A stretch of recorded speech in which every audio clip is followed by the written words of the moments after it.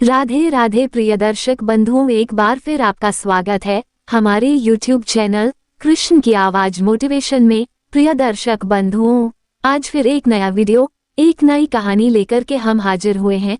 प्रिय दर्शक बंधुओं, आज की जो कहानी है, आज का जो प्रसंग है, ये बड़ा ही मोटिवेशनल है, बड़ा ही ज्ञानवर्धक और शिक्षाप्रद है। प्रिय दर्शक बंधुओं, आप सभी से निवेदन है कि आप वीडियो के अंत तक बने रहे। प्रिय दर्शक बंधुओं, तोता ने बताई 3 बातें अगर समझ गए तो आने वाली मृत्यु भी टल जाएगी। इससे पहले कि हम कहानी को शुरू करें, उससे पहले आप हमारे चैनल को सब्सक्राइब कर लीजिए और बेल आइकन को अवश्य दबाएं, जिससे हमारी हर आने वाले वीडियो का नोटिफिकेशन सबसे पहले आपको मिले। एक बात और प्रिय दर्शक बंधुओं, अगर आप ये कहानी सुन रहे हैं तो पूरा सुनिए। इस कथा को आधा अधूरा छोड़कर जाने की गलती मत करिएगा, क्योंकि आधी अधूरी कहानी सुनने से आधा अधूरा ही ज्ञान प्राप्त होता है, जो जीवन में कभी काम नहीं आता। इसलिए पूरा और मन से सुनना, जिससे आप हमारी वीडियो से प्राप्त ज्ञान का अपने जीवन में लाभ उठा सके। आइए कहानी शुरू करते हैं। प्रिय दर्शक बंधुओं, बहुत समय पहले की बात है। किसी गांव में एक साहूकार और साहूकार की पत्नी रहते थे। साहूकार और साहूकार की पत्नी के पास बहुत सारी धन दौलत थी। उनको किसी चीज की कोई कमी नहीं थी, लेकिन साहूकार जो था वह बड़ा ही कंजूस दिमाग का था। वह कभी कोई दान पुण्य नहीं करता था और ना किसी साधु महात्मा या भिखारी को अन्न धन देता था। दोनों पति पत्नी ने अपने जीवन में दान धर्म का कार्य कभी किया ही नहीं था। दुर्भाग्य से साहूकार के महल में कोई संतान भी नहीं थी। साहूकार यह सोचता रहता था कि उसके मरने के बाद उसकी धन दौलत को कौन संभालेगा। इसके बाद भी साहूकार का मन पूजा पाठ दान धर्म में बिल्कुल भी नहीं लगता था। प्रिय दर्शकों, जिस जगह साहूकार का आलीशान घर था, वहां से कुछ दूरी पर एक बहुत बड़ा वट वृक्ष खड़ा था। उस वृक्ष पर एक बूढ़ा सा तोता अपने बच्चों के साथ घोंसला बना करके रहता था। तोता के 3 छोटे छोटे बच्चे थे। तोता रोज गांव में भोजन पानी लेने के लिए जाता था और भोजन पानी खाने के बाद वापस अपने घोंसले में लौट आता था, और जो दाना वह तोता लेकर आता था वह बड़े प्रेम से अपने बच्चों को खिलाता था। तोता का रोज का यही काम था, भोजन लाने गांव में जाता और वापस अपने घोंसले में आ जाता था। प्रिय दर्शक बंधुओं, किसी किसी दिन वह तोता साहूकार के घर पर भी जाता रहता था, लेकिन साहूकार के कंजूस दिमाग के कारण उस तोता को साहूकार के घर पर कभी भोजन खाने को नहीं मिलता था। तोता इस बात से बहुत दुखी रहता था कि पूरे गांव में सबसे धनवान साहूकार तो यही है, मगर फिर भी यह साहूकार ना तो कोई धर्म पुण्य का कार्य करता है, ना किसी जीव जंतु को भोजन पानी खिलाता है। ऐसी धन दौलत होने का क्या फायदा। तोता विचार करने लगा कि आदमी को चाहिए कि जो चीज वो हासिल नहीं कर सकता उसे हासिल करने का प्रयास करना चाहिए, और जो मिल गया हो उसे सहेज कर रखना चाहिए, जो बच गया उसको बढ़ाना चाहिए, और यदि बहुत अधिक धन दौलत घर में हो जाए तो उसे अच्छे कामों में भी लगाते रहना चाहिए। इससे धन शुद्ध होता रहता है। प्रिय दर्शकों, धन जोड़ करके उसकी सुरक्षा करते रहना बहुत मुश्किल कार्य होता है। ऐसा धन अपने आप खत्म हो जाता है। महाज्ञानियों ने एक बात बताई है कि उस धन का आखिर क्या लाभ जो किसी के भी द्वारा ना खाया जा सके, उसका सही जगह उपयोग ना किया जा सके, जिसे धर्म के कामों में ना लगाया जा सके। ऐसी बुद्धि से भी क्या लाभ जिसके होते हुए भी आपने कुछ अच्छा काम नहीं किया, अपनी बुद्धि से किसी को लाभ नहीं पहुंचाया। उस महाज्ञान का भी क्या फायदा जिसको पाकर मनुष्य इंद्रियों को अपने वश में ना कर सके। प्रिय दर्शकों, ऐसा बताया गया है कि जिन लोगों का अधिक समय धर्म और दान के बिना ही निकल जाता है, उनका जीवन एक मुर्दे के समान होता है, जो दिखता तो है परंतु उसमें जीवन का एकमात्र भी कण नहीं होता है। साहूकार यह बात जानता था कि उसके पास बहुत सारी धन दौलत है, वो अगर चाहे तो पूरे गांव के लोगों का भला कर सकता है, लेकिन वह ऐसा नहीं करता था। प्रिय दर्शक बंधुओं, वह ये भी मानता था कि उसके घर में कोई पुत्र कोई संतान नहीं है। उसकी मृत्यु के बाद इस धन को कोई और ही आदमी खाएगा। वह रही साहूकार ना तो किसी भिखारी को दान देता था, और ना कभी कोई धर्म पूजा या भजन संध्या आदि करता था, और ना कभी किसी मंदिर में कुछ सहयोग करता था। वह किसी लाचार लूले लंगड़े की सहायता भी नहीं करता था, कभी किसी जीव जंतु को दाना पानी भी नहीं देता था। प्रिय दर्शकों, एक दिन तोता सुबह के समय अपने घोंसले से उड़ान भर के उस साहूकार के घर पर जाकर बैठ जाता है। जब तोता साहूकार के घर की छत पर जाकर बैठ जाता है तो साहूकार और साहूकार की पत्नी बात कर रहे थे। साहूकार की पत्नी अपने पति से कह रही थी कि साहूकार जी, हमारे पास इतनी धन दौलत है कि गांव के लोग हमें गांव के सबसे बड़े साहूकार के नाम से बुलाते हैं। हमारे पास पैसे की कोई कमी नहीं है, लेकिन इस धन दौलत का हम क्या करें? इस धन को खाने वाला तो कोई भी नहीं है। हमारे पास ना कोई पुत्र है और ना पुत्री है। इस धन को कौन भोगेगा? तब साहूकार अपनी पत्नी से कहता है कि हे प्रिया, अरे इसमें हमारा क्या दोष है? हमारी किस्मत ही खोटी है। हमारे नसीब में कोई पुत्र या पुत्री परमात्मा ने लिखा ही नहीं है। आखिर अब हम क्या कर सकते हैं? जब तक हम जीवित हैं तब तक तो इस धन का उपयोग कर रहे हैं। हमारे बाद चाहे जो भोगे, हम कौन सा इसे लेने आएंगे? जिनकी किस्मत में होगा उसे मिल जाएगा। प्रियदर्शक बंधुओं, दोनों पति पत्नी इस प्रकार की बातें कर रहे थे और उधर वह तोता बड़े ध्यान से उन दोनों की बातें सुनने लगता है। तोता साहूकार और साहूकार की पत्नी की पूरी बात सुनने के बाद वहां से और कहीं आगे को चला जाता है और अपना भोजन पानी खाने के बाद वापस अपने घोंसले में लौट आता है। प्रियदर्शकों, अब तोता रोज उस साहूकार के घर जाने लगा और उनकी और उसकी पत्नी की पूरी बातें सुनने लगा। साहूकार की जो पत्नी थी, वह साहूकार की पत्नी बड़े अच्छे विचारों की थी। उसके दिल में दान धर्म भी था। जब साहूकार की पत्नी रोज उस तोता को देखती है कि एक तोता रोज रोज उनके घर पर जाकर उनके घर के छत पर बैठ जाता है, तो धीरे धीरे साहूकार की पत्नी का उसे तोता से लगाव होने लगा। अब साहूकार की पत्नी उस तोता को साहूकार से छुप छुप कर भोजन खिला दिया करती थी। तोता साहूकार की पत्नी के द्वारा खिलाया गया भोजन लेकर अपने घोंसले पर लौट आता था। एक दिन तोता मन में सोचने लगता है कि साहूकार की पत्नी बहुत अच्छी है, वो हमें भोजन खिलाती है, लेकिन उसके घर में कोई संतान नहीं है। तब वह तोता अपने मन में सोचने लगता है कि ऐसा क्या किया जाए जो कि इस साहूकार की पत्नी को एक बालक मिल जाए। तोता सोचने लगता है कि एक औरत जब तक माता नहीं बनती तब तक उसका औरत होना अधूरा रहता है। औरत का जीवन तभी पूरा माना जाता है जब वह माता के रूप में होती है। एक औरत को सबसे बड़ा सुख तब मिलता है जब वह किसी की माता बनती है। यही सोचकर वह तोता बड़ा दुखी हो जाता है और तोता सोचने लगता है कि यह इतनी भोली भाली साहूकार की पत्नी है, रोज मुझे भोजन खिलाती है। आखिर मैं ऐसा क्या कर सकता हूँ जो मैं साहूकार की पत्नी का उधार चुका सकूं? मैं ऐसा क्या करूं जो इसके घर संतान पैदा हो जाए? और वह तोता सोचने लगता है कि मैं ऐसा क्या कर सकता हूँ। प्रियदर्शक बंधुओं, एक दिन तोता के मन में आता है कि क्यों न मैं देवों के देव महादेव के पास होकर आऊं। वह बड़े दयालु है। मैं उनसे साहूकार के लिए विनती करूंगा कि वह इनको एक संतान दे दे। प्रिय दर्शकों, यही सोचकर तोता अपनी पत्नी मैना से कहता है कि प्रिया, मैं कुछ समय के लिए कहीं बाहर जा रहा हूँ, तुम तब तक बच्चों का ख्याल रखना, इनको समय पर भोजन पानी खिलाते रहना। प्रियदर्शक बंधुओं, इतनी बात कहकर तोता अपने घोंसले से उड़ जाता है। अब तो तोता उड़ता हुआ चला जाता है और रात दिन की परिश्रम करके वह भूखा प्यासा उड़ता रहता है। उड़ते उड़ते एक दिन वह कैलाश पर्वत पर भी पहुंच जाता है, जहां पर देवों के देव महादेव और माता पार्वती का निवास है। तोता उड़ता हुआ कैलाश पर पहुंच जाता है और जाकर माता पार्वती के चरणों में गिर पड़ता है। जैसे ही वह माता पार्वती के चरणों में गिरता है तो वह तोता बेहोश हो जाता है। अब माता पार्वती तोता को अपने हाथों में उठाती है और उनका हाथ लगाते ही तोता फिर से होश में आ जाता है। तब माता पार्वती उसे तोता से पूछती है कि हे तोता, तुम कहाँ से उड़ते हुए आए हो? हे प्रिय तोता, तुम बड़े परेशान दिख रहे हो।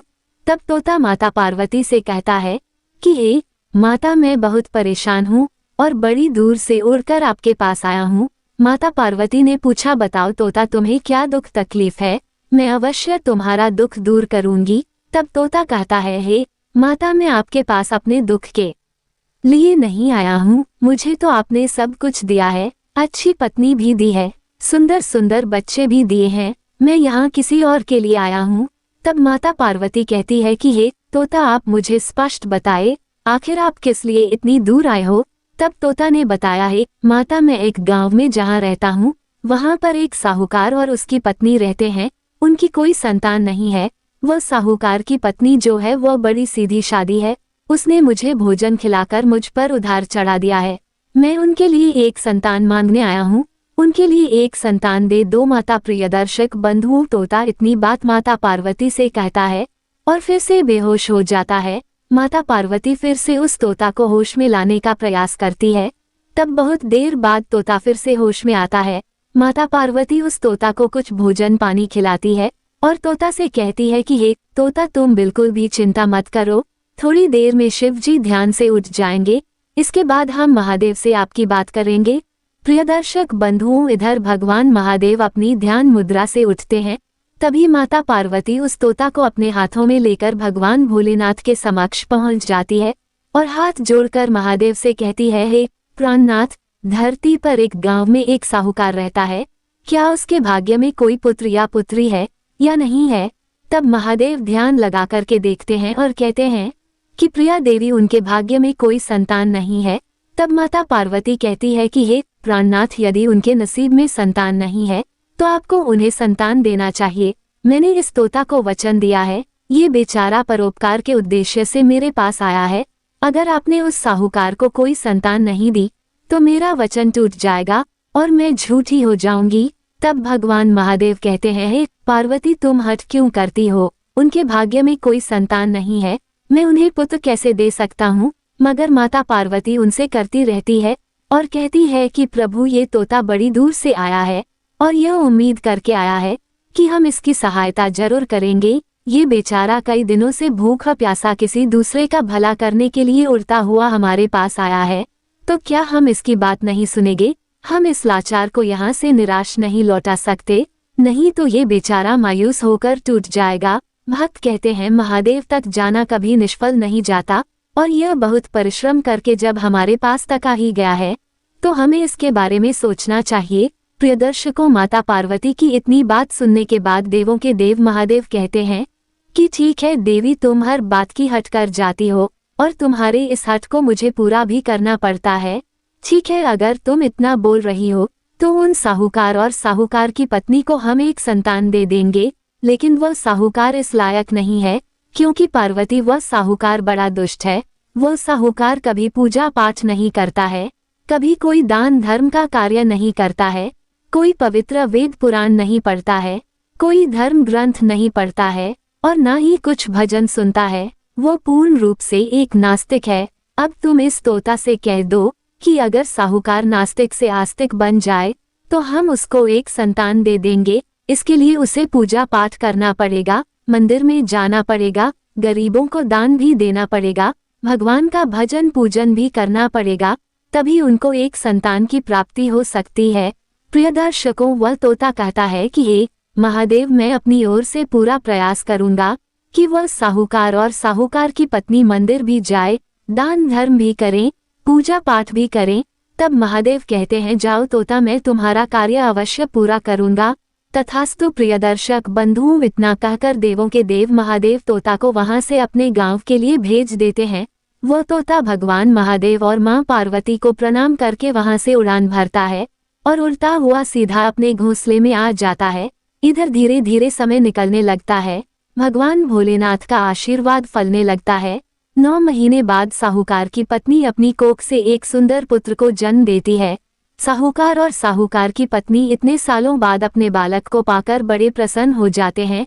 इधर तोता भी बड़ा प्रसन्न होता है। तोता की प्रसन्नता का भी कोई ठिकाना नहीं था, उसका परिश्रम सफल हो गया था। तोता भी अपने परिश्रम का फल देखकर बड़ा प्रसन्न होता है। तोता भी सोचने लगता है कि यह इस गांव का सबसे रईस और बड़ा साहूकार है और जब ये साहूकार अपने पुत्र को स्वादिष्ट व्यंजन खिलाएगा तो कुछ थोड़े बहुत टुकड़े जो नीचे गिरेंगे वो मुझे भी खाने को मिल जाएंगे, और ऐसा सोचकर वह तोता बड़ा खुश होता है। प्रियदर्शक बंधुओं, एक एक दिन करके साहूकार का पुत्र बड़ा हो जाता है। ऐसे ही एक महाशिवरात्रि निकल जाती है, फिर एक और महाशिवरात्रि भी निकल जाती है, उसके बाद एक और महाशिवरात्रि भी निकल जाती है। इसी प्रकार से 5वीं महाशिवरात्रि भी निकल जाती है। प्रियदर्शकों, जब 6वीं महाशिवरात्रि आने वाली होती है तो वह तोता बड़ा दुखी होता है, बड़ा व्याकुल होता है। तोता सोचने लगता है कि अब तो साहूकार का पुत्र 6 वर्ष का हो चुका है और यह साहूकार और साहूकार की पत्नी अभी तक कोई धर्म पूजा पाठ नहीं कर रहे हैं। साहूकार के स्वभाव में जरा सा भी परिवर्तन नहीं आया है और तो और वह पहले से भी ज्यादा कंजूस हो गया है। अब तो एक एक रुपया छुपा करके रखने लगा है। अगर कोई इसके द्वार पर लाचार दीनहीन आता है तो साहूकार उसे गालियां देकर भगा देता है। वह कभी प्रार्थना करने मंदिर में नहीं जाता, किसी को भोजन धन भी नहीं देता है, यहाँ तक कि किसी जीव जंतु के लिए उसके मन में कोई करुणा नहीं है। साहूकार का ऐसा बर्ताव देखकर तोता ये सोचकर बड़ा दुखी हो जाता है कि भोलेनाथ से मैं क्या कहकर उस साहूकार के लिए संतान मांगी थी कि मैं उसे नास्तिक से आस्तिक बना दूंगा। तोता सोचने लगता है कि यदि इन लोगों ने दान धर्म करना आरंभ नहीं किया तो इनके बालक की मृत्यु जल्दी ही हो सकती है। ये सोचकर वह तोता बड़ा चिंतित हो जाता है। तोता सोचने लगता है कि मैं साहूकार और साहूकार की पत्नी को समझाऊं तो कैसे समझाऊं, मेरी भाषा तो इन लोगों को समझ में ही नहीं आएगी, मेरे इशारे को भी ये नहीं समझ सकते, आखिर अब मैं क्या कर सकता हूँ। यही सोचकर वह तोता बड़ा चिंतित हो जाता है। प्रियदर्शक बंधुओं, तब तक तोता के बच्चे भी इधर बड़े हो चुके थे। तोता अपने बच्चों से और पत्नी मैना से कहता है कि प्रिय, तुम अपना और बच्चों का ध्यान रखना, मैं कुछ समय के लिए कहीं दूर जा रहा हूँ। और प्रियदर्शकों, इतना कहकर वह तोता अपने घोंसले से उड़ान भरता है। अब कई दिन भूखे प्यासे उड़ते उड़ते वह सीधे कैलाश पर्वत पर पहुंचता है। कैलाश पर्वत पर पहुंचकर वह तोता सीधा माता पार्वती के चरणों में जाकर गिर पड़ता है। प्रिय दर्शक बंधुओं, अब माता पार्वती तोता को अपने हाथ में उठाकर पूछती है, प्रिय तोता, अब तुम्हें क्या दुख तकलीफ है? तुमने जैसा कहा था वैसा तो हमने कर दिया। साहूकार और साहूकार की पत्नी को एक बहुत सुंदर पुत्र दे दिया है। अब तुम दोबारा से हमारे पास क्यों आए हो? तब तोता माता पार्वती से कहता है कि माता, साहूकार और साहूकार की पत्नी को संतान तो मिल गई है, लेकिन साहूकार और साहूकार की पत्नी को धर्म की राह पर लाने में मैं असफल रहा। मुझे तो लगा था कि साहूकार के घर में जब पुत्र हो जाएगा तो वह साहूकार धार्मिक और दयालु हो जाएगा, वो सत्कर्म करने लगेगा, लेकिन वह तो और बड़ा दुष्ट और नास्तिक बन गया है। मैं उसको नास्तिक से आस्तिक नहीं बना पाया, मैं उस धर्म का कार्य नहीं करवा सका। वो दोनों पति पत्नी आज भी वैसे के वैसे ही है। वह ना तो कोई मंदिर में जाते हैं और कोई पूजा पाठ दान धर्म भी नहीं करते हैं और किसी भगवान के भजन भी नहीं सुनते हैं। अभी भी दोनों पति पत्नी वैसे ही है। प्रियदर्शकों, तोता आगे कहता है कि हे प्रभु, मुझसे बहुत बड़ी गलती हो गई है जो मैंने ऐसे नास्तिक के लिए संतान मांग ली। तब देवों के देव महादेव कहते हैं कि प्रिय तोता, यदि साहूकार ने अपना दुष्टता का स्वभाव नहीं बदला है तो उसे इसका दंड जरूर मिलेगा। अगर वह पूजा पाठ नहीं करता है तो याद रखना, उनका जो पुत्र है वो 10 वर्ष में ही मृत्यु को प्राप्त हो जाएगा। कुछ समय में उसकी मृत्यु हो जाएगी। भगवान भोलेनाथ की बात सुनकर तोता चिंता में डूब जाता है। प्रिय दर्शक बंधुओं, अब तो तोता माता पार्वती के चरणों में गिर जाता है और कहता है कि मैं अपने प्राण यही त्याग दूंगा। तब माता पार्वती तोता को अपने हाथ में उठा लेती है और तोता कहता है, माता, मैं ऐसा नहीं होने दे सकता कि उनका पुत्र 10 वर्ष में ही मृत्यु को प्राप्त हो जाए। मैं तो चाहता हूँ कि उनका पुत्र 100 वर्ष की आयु वाला हो। प्रियदर्शकों, तोता इस बात को अच्छी तरह से जानता था कि जब पिता से कोई बात कहनी हो तो माता के पैरों में गिरकर उससे प्रार्थना करना चाहिए। यदि आप माता को मना लेते हो तो पिता तो अपने आप मान जाते हैं। यही सोचकर तोता माता पार्वती के चरणों में गिर जाता है और कहने लगता है कि माता पार्वती, अब आप ही महादेव को समझाइए, नहीं तो मैं अपने प्राण त्याग दूंगा। तब माता पार्वती फिर से तोता को अपने हाथ में उठा लेती है। अब माता पार्वती कहती है, हे प्रिय तोता, तुम बिल्कुल भी चिंता मत करना। दर्शकों, माता पार्वती फिर से महादेव से कहती है, हे प्राणनाथ, ऐसा कदापि नहीं होना चाहिए। तोता ये बात सुनकर बड़ा चिंतित है कि साहूकार का पुत्र 10 वर्ष की आयु में मृत्यु को प्राप्त हो जाएगा। हे महादेव, वह तोता कह रहा है कि उसने साहूकार के स्वभाव को बदलने का पूरा प्रयास किया है, लेकिन वह नहीं बदला। इस बेचारे पक्षी का क्या दोष है? यदि वह बालक 10 वर्ष में मृत्यु को प्राप्त हो गया तो उस तोता का भी कैलाश पर्वत पर आना व्यर्थ हो जाएगा। बेचारे तोता ने तो उन्हें बहुत समझाना चाहा, लेकिन उसकी भाषा उनके समझ में नहीं आई। प्रिय दर्शकों, अब तोता कहता है कि हे भोलेनाथ, आप ही कुछ करिए।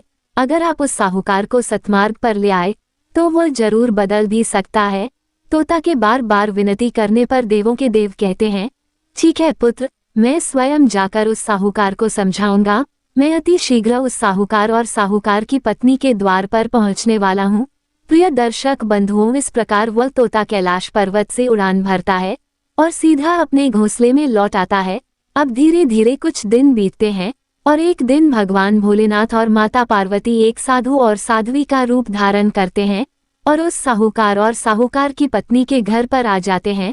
अब साहूकार और साहूकार की पत्नी घर से बाहर आते हैं और कहते हैं कि क्या चाहिए, क्यों आए हो हमारे द्वार पर।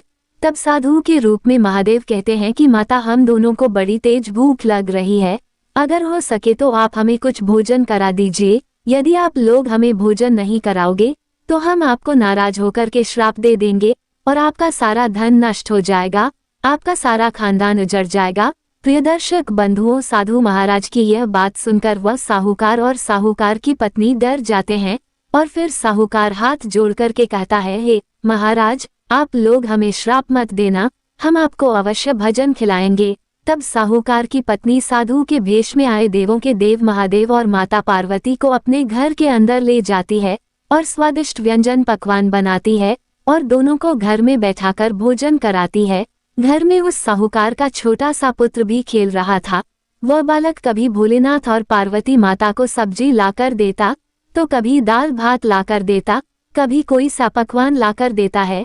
पुत्र की प्यारी शैतानी देखकर माता पार्वती बड़ी प्रसन्न हो जाती है। माता पार्वती सोचती है कि यह बालक महादेव का प्रसाद है, इसी कारण इतना सुंदर और चंचल है। जब साहूकार की पत्नी साधु के भेष में घर आए माता पार्वती और भगवान महादेव को भोजन करा देती है, तो फिर भोजन के बाद महादेव और पार्वती उसके घर से जाने लगते हैं।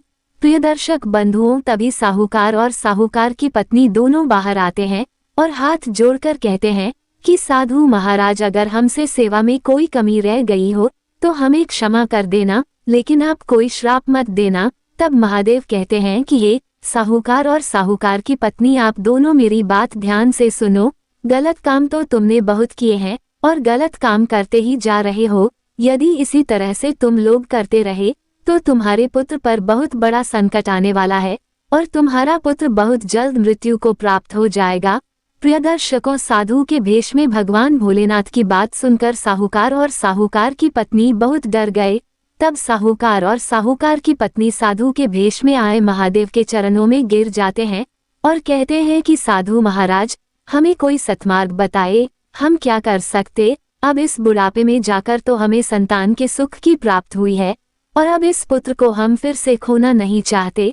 तब भोलेनाथ कहते हैं कि मेरी बातों को कान खोल करके सुनो। अगर तुम तुम्हारे बालक की आयु बढ़ाना चाहते हो और उसे अकाल मृत्यु से बचाना चाहते हो तो तुम्हें मेरे बताए अनुसार कार्य करने होंगे। आज के बाद अगर तुम्हारे द्वार पर कोई भी आता है तो वह खाली हाथ नहीं जाना चाहिए। खूब दान धर्म करो, मंदिर धर्मशाला बनवाओ, पानी के प्याऊ लगवाओ, तालाब खुदवाओ और लोगों की सहायता करो, जीव जंतुओं की सेवा करो, दीनहीन गरीबों की मदद करो और भगवान का ध्यान भजन भी करो और महाशिवरात्रि का व्रत भी करो। भगवान की पूजा पाठ करो, भगवान का भजन करो, तो इन सब कर्मों के प्रभाव से तुम्हारे पुत्र की आयु बढ़ जाएगी। प्रियदर्शक बंधुओं, भोलेनाथ इतनी बात कहते हैं तब वो दोनों साहूकार और साहूकार की पत्नी हाथ जोड़कर भोलेनाथ के चरणों में गिर जाते हैं और कहते हैं कि हे साधु महाराज, हमें क्षमा करना, हम आगे से कोई गलत कार्य नहीं करेंगे। प्रियदर्शकों, भगवान भोलेनाथ कहते हैं कि तुम्हारे घर में जो यह बालक आज घूम रहा है, ये तुम्हारे कर्मों की वजह से तुम्हें नहीं मिला है। अरे तुम्हारे भाग्य में तो संतान का सुख था ही नहीं, ये तो एक तोता की देन है जो तुम्हारे घर से कैलाश पर्वत तक आया था और कैलाश पर्वत तक जाने के बाद भोलेनाथ और पार्वती से विनती करके तुम्हारे लिए संतान मांग कर लाया है। यह उसी की विनती का फल है जो आज तुम्हारे घर में एक सुंदर सा बालक खेल रहा है। क्योंकि तुम्हारा तो ऐसा कोई काम नहीं था जो तुम्हें संतान मिल सके। तुमने पिछले जन्म में जो पाप किए थे उसके फल के अनुसार तुम्हें इस जन्म में संतान सुख नहीं मिला था, लेकिन इस जन्म में भी तुमने कुछ अच्छा नहीं किया, ये जन्म भी तुमने अपना खराब कर लिया है। एक तोता के परिश्रम से तुम्हें पुत्र सुख मिला है। दर्शकों, तब वह साहूकार और साहूकार की पत्नी कहते हैं कि साधु महाराज, वह तोता कौन है जिसने हमें पुत्र दिया है। तभी वह तोता भी वहां पर आ जाता है और भोलेनाथ और माता पार्वती को प्रणाम करता है। दर्शकों, उस दिन शिवरात्रि का पर्व था जिस दिन देवों के देव महादेव और माता पार्वती साहूकार के घर आए थे। प्रियदर्शकों, अब भोलेनाथ और माता पार्वती अपने रूप में प्रकट होते हैं और उन दोनों को दर्शन देते हैं और तोता की शिवरात्रि सफल हो जाती है। अब तो बड़े उत्साह के साथ साहूकार और साहूकार की पत्नी महाशिवरात्रि का उत्सव मनाते हैं। प्रिय दर्शकों, अंत में तोता बताता है कि जो भी मनुष्य ये 3 काम कर लेता है वो आने वाली मृत्यु को रोक देता है और उसकी कभी अकाल मृत्यु नहीं होती। प्रिय दर्शक बंधुओं, तोता कहता है नंबर 1, भगवान का भजन करना, भगवान का ध्यान करना। जो भी मनुष्य भगवान का ध्यान करता है, भगवान का भजन करता है, उसके आने वाले दुख सब कट जाते हैं और उसका जीवन खुशियों से भर जाता है। नंबर 2, दीनहीन लाचार लोगों की मदद करना। प्रिय दर्शकों, जो भी अपने द्वार पर आए गरीबों की सहायता करता है, दीन दुखियों को दान धर्म करता है, उसको आशीर्वाद के रूप में सुख समृद्धि प्रदान होती है और उसका जीवन बड़े ही सुख से व्यतीत होता है। नंबर 3, जीव जंतु की सेवा करना। जो भी मनुष्य जीव जंतु पशु पक्षियों की सेवा करता है, उनको दाना पानी खिला है, ऐसे मनुष्य पर भगवान की सदैव कृपा बनी रहती है और उसके जीवन में कभी कोई दुख नहीं आता है, उसकी आने वाली अकाल मृत्यु भी टल जाती है। तो प्रिय दर्शक बंधुओं, आज की हमारी यह कहानी यहाँ समाप्त होती है। हम उम्मीद करते हैं कि आपको हमारी आज की यह कहानी पसंद आई होगी और आप इसे ढेर सारी प्रेरणाएं लेंगे। प्रिय दर्शक बंधुओं, यदि आपको हमारी कहानी पसंद आई हो तो प्लीज़ आप हमारे चैनल को सब्सक्राइब करें, लाइक करें और अच्छे अच्छे कमेंट किया करो। धन्यवाद।